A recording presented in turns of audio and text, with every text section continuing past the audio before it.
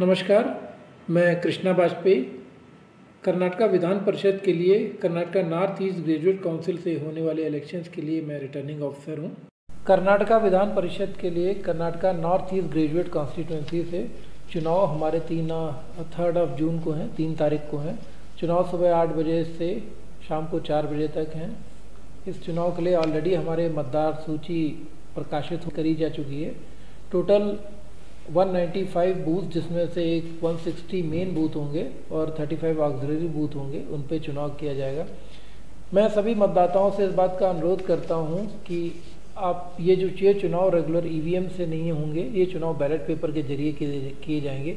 Ballot paper में अपने preference mark करने का एक विशेष तरीका होता है, तो सभी मतदाताओं से अनुरोध करता हूं कि आप एकदम करेक्ट तरीके से अपने प्रेफरेंस मार्क करें, नहीं तो बैलेट पेपर इनवैलिड होकर रिजेक्ट हो जाता है और रिजेक्ट बैलेट पेपर काउंटिंग के दौरान काउंट नहीं होता है। तो आपका बैलेट पेपर वैलिड रहे और काउंटिंग की प्रक्रिया का हिस्सा बने, इसके लिए बहुत ज़रूरी है कि आप बैलेट पेपर को करेक्ट मार्किंग करें।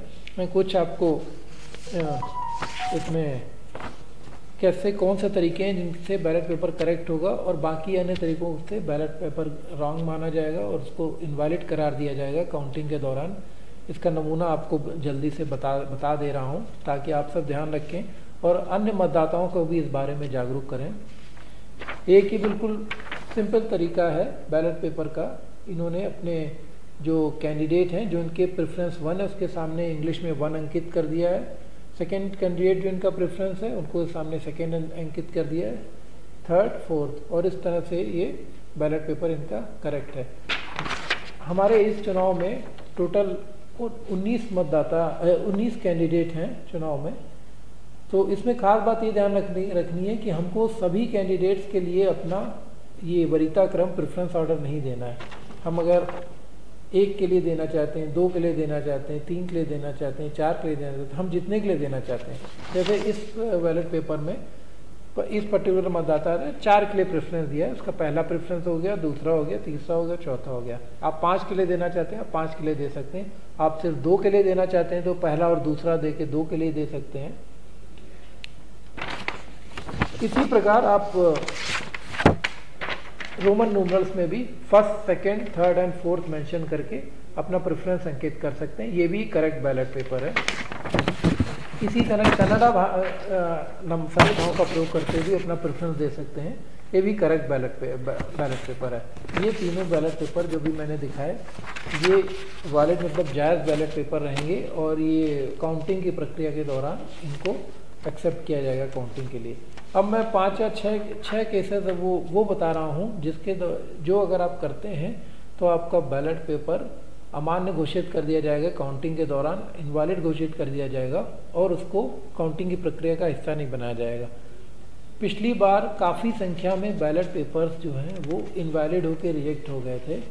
तो ये एक बात है कि हमारे ग्रेजुएट वोटर्स, अगर उनसे वही यही अनुरोध है कि वो सही से बैलेट पेपर पे मार्किंग करें ताकि उनके बैलेट पेपर्स इनवैलिड होकर रिजेक्ट ना हो। मैं आपको केसेस दिखाता हूँ। जैसे ये एक तरीका हो गया, इसमें इन्होंने अपना ऑप्शन नंबर 1 नहीं दिया है, ऑप्शन नंबर 2 से स्टार्ट किया है। क्योंकि ऑप्शन नंबर 1 देना कंपलसरी है, अगर 2 से स्टार्ट किया है तो ये बैलेट पेपर अमान्य हो जाता है।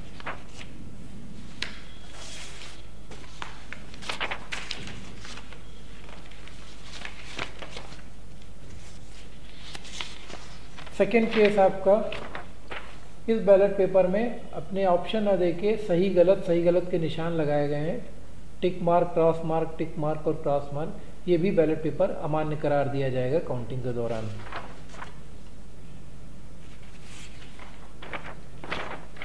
इस बैलेट पेपर में मतदाता ने कैंडिडेट के आगे प्रेफरेंस अंकित करते हुए ONE1 TWO2 THREE लिख दिया है।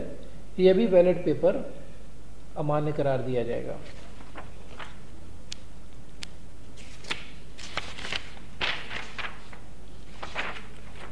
इस मतदाता ने अपना पहला प्रेफरेंस इंग्लिश में दिया है, दूसरा प्रेफरेंस कन्नड़ा में 2 लिख के दिया है, तीसरा प्रेफरेंस इंग्लिश में 3 लिख के दिया है, चौथा प्रेफरेंस कन्नड़ा में लिख के दिया है। ये भी बैलेट पेपर अमान्य करार दिया जाएगा, ये भी अलाउड नहीं है।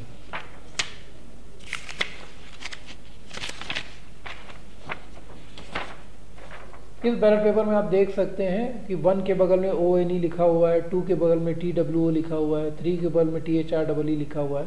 यह भी बैलेट पेपर अमान्य करार दिया जाएगा।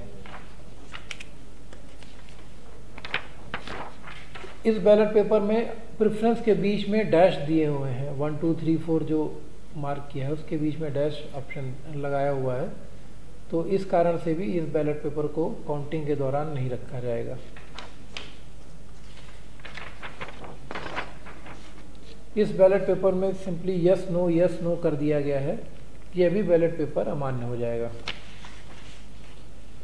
एक अंतिम विशेष केस जो इस चर्चा के दौरान जरूरी है डिस्कस करना, कुछ कैंडिडेट इस तरह से मार्क करते हैं, कैंडिडेट को फर्स्ट प्रेफरेंस दे दिया, उसके बाद उन्होंने अपना सेकंड प्रेफरेंस 2 कैंडिडेट को दे दिया।